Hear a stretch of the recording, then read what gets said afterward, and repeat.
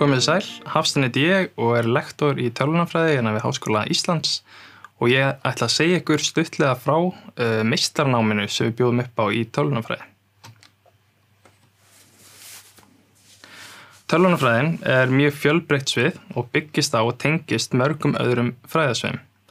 Og greinum tölvunarfræðinar má almennt skipta í fræðilegar og verklegar greinar.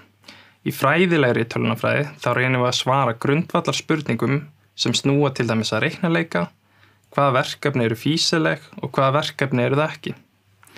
Aðrar greinar þær hafa beint hagnýtt gildi eins og til dæmis tölvugrafík og hugbúnaðarþróun sem flestir þekkja. En sumar greinar hafa beint tengsl við önnur svið vísindana eins og til dæmis tengist greinin samskipti manns og tölvu, sálfræði og þar er markmiðið að búa til hugbúnað sem auðvelt er að nota og gagnast sem flestum. En snúum okkur aftur að meistaranáminu. Af hverju ætti ykkur að fara í meistarnám í tölvunarfræði? Þá er ágætt að ítreka mikilvægi menntunar. Meistaranámið veitir mikilvæga þjálfun fyrir störf sem reyna á frumkvæði og sjálfstæði. Það er nauðsynlegur undirbúningur fyrir þá sem ætla að stunda rannsóknir á sviði tölvunarfræði eða fara í doktorsnám á skyldum sviðum.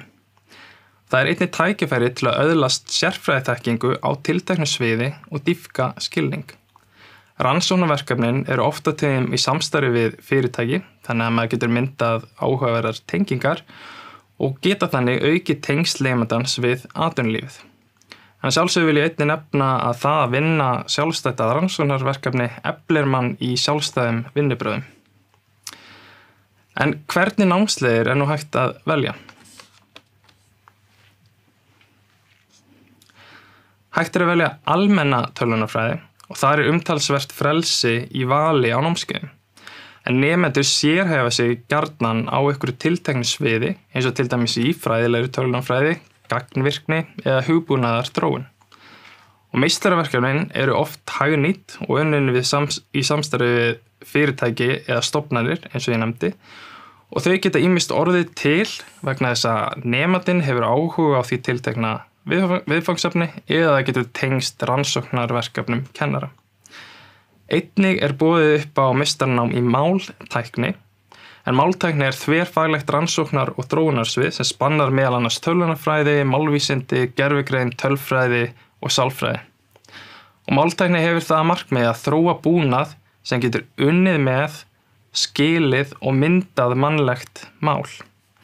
Þannig að það verði notægt í samskiptum manns og tölvu. Unnt er að fara mismunandi leiðir í máltækninámi á Íslandi. Tölvunarfræðideild Háskóla Íslands býður upp á masterspróf í tölvunarfræði með máltækni kjörsviði. Í náminu geta nemendur tekið námskeið við íslensku og menningardeild. En nú spyr ég hversu langt er námið og hvernig er það samsett. Námið tekur almennt 2 ár og er 120 einingar.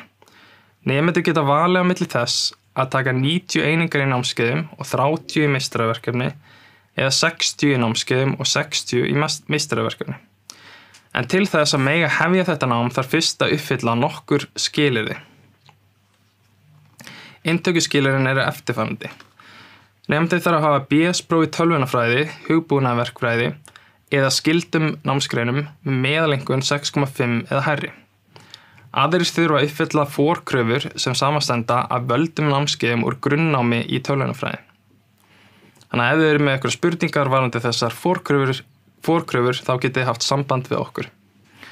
Síðan þarf að skrifa stutta greinargerð, það bil 1 blaðsíðu, þar sem umsækjandi tilgreinir hvers vegna hann hefur áhuga á þessu námi.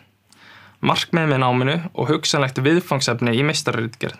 En ef þið eru að hugsa að sækja meistaranám, þá er ágætt að fara að huga að því hvað viljið þið rannsaka í meistaraverkefninu. Og eitthvað er hérna óljóst, þá er ykkur velkomið að hafa samband við okkur. Þið getið sett ykkur í samband við nemendaþjónustu verkfræði og náttúruvísindasviðs og þau eru með netfangi sensgraduate@hi.is. En ef þessi skilyrði eru uppfyllt, þá erum við nokkur áhugaverð verkefni í boði og ég ætla að nýta tækifæri til að segja ykkur stuttlega frá þeim. En hérna er nokkur dæmi lokaverkefni. Í þessu lokaverkefni er markmið að búa til samskiptamódel farsíma utan fjarskiptasvæða. og þetta verkefni sem Helmut Neukirchen leiðbeinir. Og hérna spurningin, þó farsímasamband sem sé ekki mögulegt, þá geta símar samt sem áður sent skilaboð sín á milli, til dæmis með Wi-Fi eða Bluetooth. Og þá spurt, hversu vel virkar slíkt kerfi á Íslandi? Og hérna markmiðið að hanna samskiptamódel byggt á gögnum frá Vegagerðinni, ásamt í að gera áreiðanleika greiningu, hanna hugbúnaðarlausn byggða á þessu samskiptamódeli. Þetta geti kannski verið áhugavert fyrir ykkur sem vilja búa til annars konar samskiptamódel heldur en í almennri notkun í dag. Hérna svo annað verkefni sem heitir sjálfvirk greining á heilaritum sem Steinn Guðmundsson leiðbeinir. Og þarna markmiðið að þróa aðferð sem getur fundið búta í heilariti sem svara til flogakasta, vöku, svefns og annara ástanda. Í dag eru sérfræðingar sem fara yfir þessu gögn og greina til dæmis hvort að ykkur sé með flog eða flogaveiki. Það væri mjög gagnlegt að þróa sjálfvirkar aðferðir til að gera slíkt. En þessi gögn svara til milljóna klukkustunda af upptökum og þetta verkefni sem unnið í samstarfi fyrirtækið Kvikna og hérna tækifæri til að nota aðferðir eins og til dæmis djúp tauganet sem oft notið í svona verkefnum. Hérna síðan verkefnið hreyfifræði álagsprófana sem ESA leiðbeinir. Og hérna spurningin, hversu margar sýndarvélar eða docker gáma geta skýjaveitendur hýst? Og hvernig best að dreifa verkefnum á vefþjóna?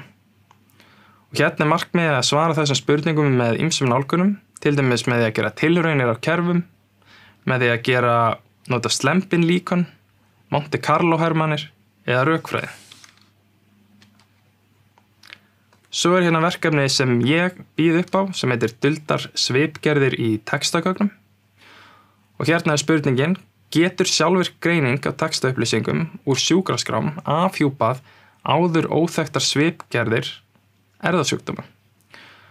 Og hérna tækifæri til að greina saman fjölbreytt gögn. Gögnin eru textagögn yfir margra ára tímabil ásamt erfðagögnum og markmiðið að nýta nýlega þróaðar aðferðir á sviði máltækni til að gera þetta. Og við erum með aðferðir í dag sem geta leyst þessi verkefni og nú spurning, getum við hagnýtt þær í þessum tilgangi. Og þessi greining af þessum toga getur leitt til tilgáta sem síðan hægt að rannsaka í einhvers konar framhaldsrannsóknum. Og svo að sjálfsögðu erum við opin fyrir hugmyndum nemenda sem langar að spreyta sig á eigin verkefnum. Og þá getum við hjálpað ykkur að finna rétta leiðbeinandann sem aðstoðar það frekar við mótun rannsóknarverkefnisins. En eftir rannsóknarverkefnið náminu lokið og þá kannski spurningin, hvað tekur við? Meistaranum standa til boða fleiri atvinnutækifæri, meðal annars á alþjóðlegum vettvangi og könnun frá 2015 leiddi meðal annars í ljós að 97% nema fengu vinnu tengda náminu sínu og 60% fundu starf áður en námi lauk og 90% hefði fundið starf innan 3 mánaða frá námslokum. En þá þessari stuttu kynningu lokið. Ég vil benda ykkur á að nýta þjónustuna okkar og ef þið eru spurningar getið þið haft samband við nemendaþjónustuna, getið sendt okkur tölvupóst á sensgraduate@hi.is, getið spurt okkur í gegnum netspjallið eða bara hringt. Þannig ég hvet ykkur til þess að hafa samband ef þið hafi áhuga eða ef þið eru með spurningar. Þið getið sótt á hi.is og umsóknarfrestur til 15. apríl. Og að lokum vil ég bara segja að tölvunarfræðin undirstaða 4. iðnbyltingarinnar. Því vil ég segja takk til þátt í framtíðinni með tölvunarfræði. Takk fyrir.